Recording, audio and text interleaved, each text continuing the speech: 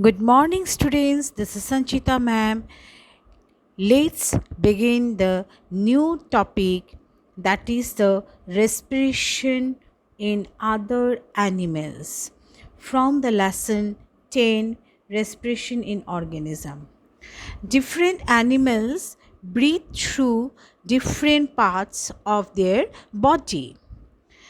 Respiration in lower organisms like amoeba, paramecium, they are the unicellular organisms. So, in unicellular organisms like amoeba, paramecium, the exchange of gases takes place by diffusion through the cell membrane. I think you all have remembered that in unicellular organisms like amoeba and paramecium, they also digest food. They intake food and they digest food also by the process of diffusion. Okay, so same way they respire also, that means exchange of gases takes place also by the process of diffusion, through diffusion. Clear? So these are the structure of amoeba and paramecium. And I think you all know also that in case of the amoeba, they have the pseudopodia, that is the false feet. Clear? So that they use the false feet to digest the food by making the food vacuole. So in case of respiration also, they use the process of diffusion. Clear? Next, you see respiration in insects. So, insects like grasshoppers and cockroaches have a respiratory system consisting of a network of thin air tubes. So, a network of thin air tubes. Thin air tubes. Clear? So these thin air tubes are called trachea. So insects have a respiratory system which consists of thin air tubes, a network of thin air tubes called trachea spread into the whole body of the insects. Clear? Now these thin air tubes have tiny openings which are called the spiracles. So these tiny openings are called the spiracles on the sides of their body. Now what happens? The oxygen rich air enters the body through spiracles. That means oxygen rich air, it enters the spiracle first. Clear? So enters the body through the spiracles, and then the air goes into the network of thin air tubes, that is the trachea, and then diffuses in the body tissues and reaches every cells of the body of insects. Now I think it is clear to you. So what happens? The trachea have tiny openings called the spiracles on the sides of their body. Then oxygen rich air first enters the body through spiracles, then enters the trachea, that means the thin air tubes, and then diffuses into the body tissues. Now you know only what do you mean by tissues. Tissues, that means a group of cells which perform the function of one type, that means they perform only a particular type of function. A group of cells, a similar type of cells, when they perform only a particular type of function, they form the tissues. So the oxygen rich air after reaching the trachea diffuses into the body tissue and reaches every cell of the body.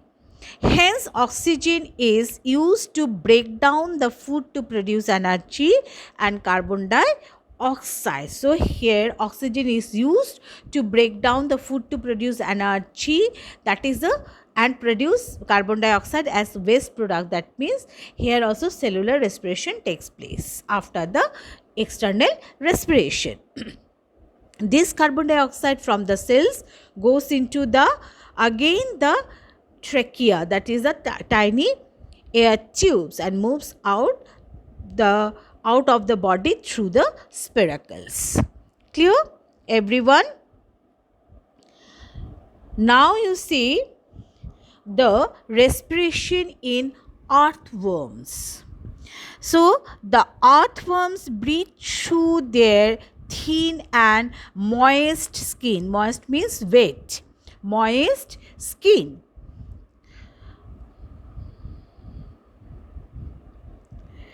Then next respiration is respiration in frogs. You all know frogs live both on land and in water.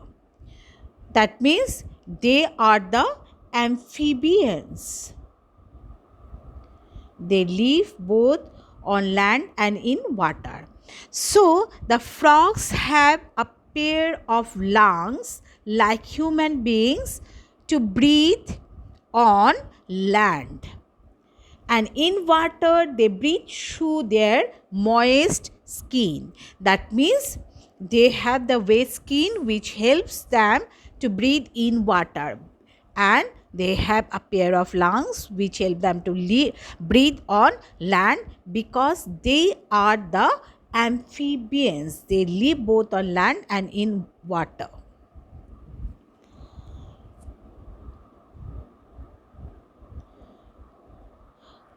Now the respiration in fish. Fish has gills, that is the special organs of breathing.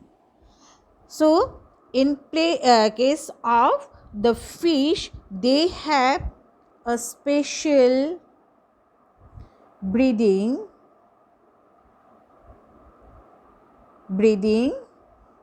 organ.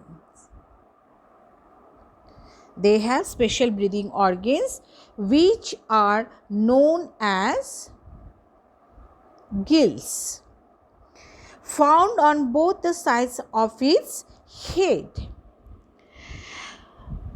which are well supplied with blood vessels. Clear? The fish breathes by taking in water through its mouth and sending it over the gills. Though gills are well supplied with blood vessels, the blood vessels of the gills extract diffused oxygen from the water. That means they take in the dissolved oxygen from the water and send it to all parts of the body. And next what they do, the carbon dioxide is brought back by the blood into the gills for throwing out into the surrounding water. Clear? So here you see the fish takes in water through the mouth. Clear? After that, what they do, the gills which are well supplied with the blood vessels. So these blood vessels, that means these gills, they are well supplied with blood vessels. So these blood vessels of the gills, they take only the oxygen. What type of oxygen? Dissolved oxygen, because we know the oxygen and also the carbon dioxide are the two gases which are soluble in water. So the dissolved oxygen from the water is taken in by the fish and then sent it to all parts of its body.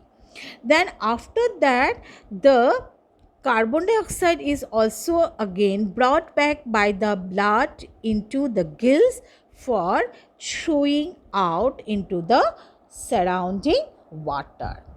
Clear? So this is the way by which a fish breathes, and also cellular respiration takes place in its body. So this is all about the that means respiration in other animals. Clear? Because breathing in that means all the animals have different types of breathing organs. They do not have the same type of breathing organs. Mostly the mammals have lungs to breathe in, then birds also have lungs, but the fish have gills, then insects have trachea and spiracles, then earthworms respire through moist skin, frogs have both lungs and moist skin to breathe. That means they have different breathing organs. Clear? So this is about the respiration in other animals.